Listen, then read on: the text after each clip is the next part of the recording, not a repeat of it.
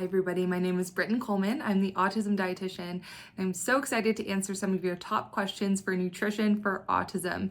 Each day I support families in helping their kids expand their diet to get the nutrients they need so that they can feel their best and thrive. Is there a specific diet for children on the autism spectrum? Well, a quick Google would tell you that a gluten-free, casein-free diet is the top diet for autism. But is that necessarily correct? So we can see in the research that some kids do incredibly well with this diet. We also see in the research that some kids might not notice a difference. So it's important that we evaluate for individual tolerance of gluten and casein, which is the protein in dairy. Now, really what I'm looking for is a more overall nutrient-rich diet. So instead of removing things, I'm thinking, how can we add in more nutrients into their diet? So we're thinking lean proteins, high quality fiber like fruits, vegetables, whole grains, healthy fats. How can we add these into the child's diet to help them get the nutrients that they need for their gut and brain to thrive? Some of those removals of food sensitivities can come later, and you may consider trying out the gluten and dairy-free diet. But if you're getting started with nutrition for autism, I would start with the basics first. Are there any dietary restrictions that we suggest for kids on the autism spectrum? Overall, we're really looking into add those nutrient-dense foods into the diet, but we do see some kids do really well with removing certain foods as well. This could be gluten, dairy, soy, and corn. Those are the most common food sensitivities that we see in autism. We also see that they may do really well removing artificial ingredients like dyes and preservatives and flavoring, as well as added sugars. Take it one step at a time. Don't overwhelm yourself with trying to be perfect. Add in the nutrient-dense foods first. Focus on removing some of those others later. Are there any digestive issues for children on the autism spectrum? Yes, digestive issues are incredibly common, especially constipation. I see many kids who struggle with chronic constipation, but also might have bloating and gas. Some other kids might have diarrhea.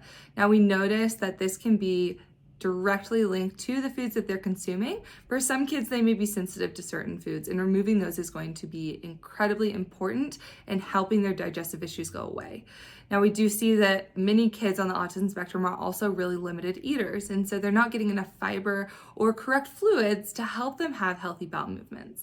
We also want to consider other factors like medications and low muscle tone that could also pull into having healthy and easy bowel movements. Low muscle tone and certain medications can absolutely cause harder to pass bowel movements or affect their digestive health. Are there nutrient deficiencies that are often paired with autism? If so, are supplements okay to take? Are they safe to take? So I do see many nutrient deficiencies in children on the autism spectrum. This is often linked back to extreme picky eating, where they're not getting enough nutrients in their diet day to day. This can also be related to chronic gut issues, where they might not be absorbing those nutrients very well. For some kids, it's both.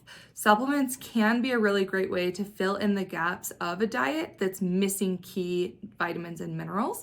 If a child does have chronic gastrointestinal issues, we want to make sure that those are addressed so that we can make sure that they're absorbing the most they possibly can from supplements and their diet. If somebody has ADHD and autism, is it likely their blood sugars will be off? If so, what can we do from a dietary standpoint to help with this? So having autism or ADHD does not mean that your blood sugars will automatically be off, but you could be at risk, especially if your diet is more limited. Now, foods that are high in carbs and added sugars, they're going to spike your blood sugars really quickly. A lot of foods that I see kids really wanting to eat are more of those processed snacky foods that are definitely higher in carbohydrates and starches and not as high in protein and fat, which help us balance our blood sugars. So if we are eating something that is higher in carbohydrates, I do recommend eating something alongside that has some protein and fat in it so that we can stabilize those blood sugars so we don't see this huge rise and drop in blood sugar. Instead, we want to see this more even pattern so that we're not having major behaviors, whether it's too high or too low. We can see that kids start to have behaviors mid-morning, mid-afternoon, whenever we're not having balanced meals and snacks. Is omega-3 deficiency common in autism? Yes, I do see many kids on the autism spectrum that are not getting enough omega-3s in their diet. Oftentimes, this is because a lot of the foods that contain omega-3s are foods that picky eaters do not want to eat.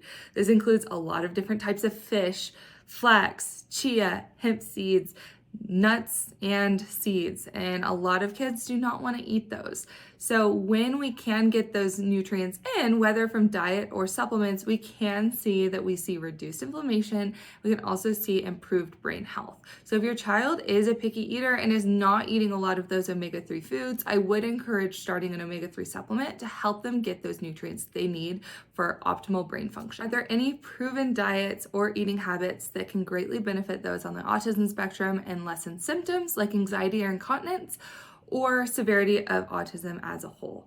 Now, what we're focusing on primarily is gut health. We see a huge connection between the gut and the brain and autism. This is called the gut-brain connection.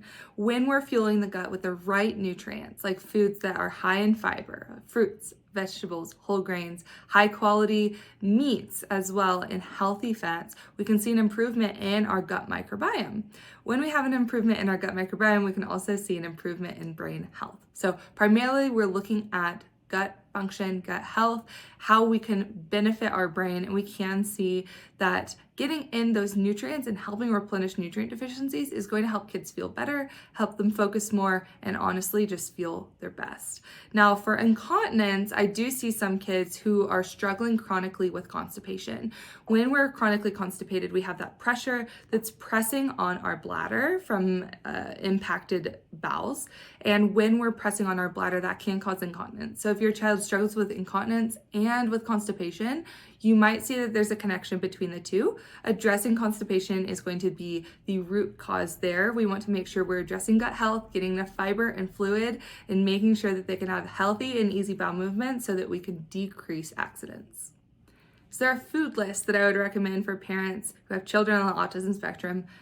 Absolutely. So we actually have put together a grocery guide for you that you can download from Aeroflow's website, and it's all broken down for you in each section so you know which part of the grocery store to go to get the nutrients that are going to benefit your child the most. How should parents and caregivers go about changing your child's diet on the autism spectrum? So start slow. I always recommend trying to go as slow as you can because any kind of sudden change can really affect the foods that they're going to want to eat. So picky eaters, if you start to try and overhaul their diet overnight, they're going to pull back and they're not going to want to try new things. Could even make them even more selective. So we really want to go slow here. Instead of doing this major overhaul overnight, choose one thing. Choose one thing to make a change today.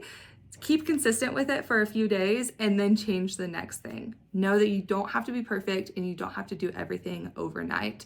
Making small changes over time absolutely makes a difference and will help you be more sustainable and stick to it longer. I do recommend working alongside a dietitian who specializes in autism so that you can make sure that you have the support that you need in order to see big changes. It can be really overwhelming to do this on your own, so know that you don't have to, and you can work alongside a dietitian or a support team that's going to help make this journey so much easier for you.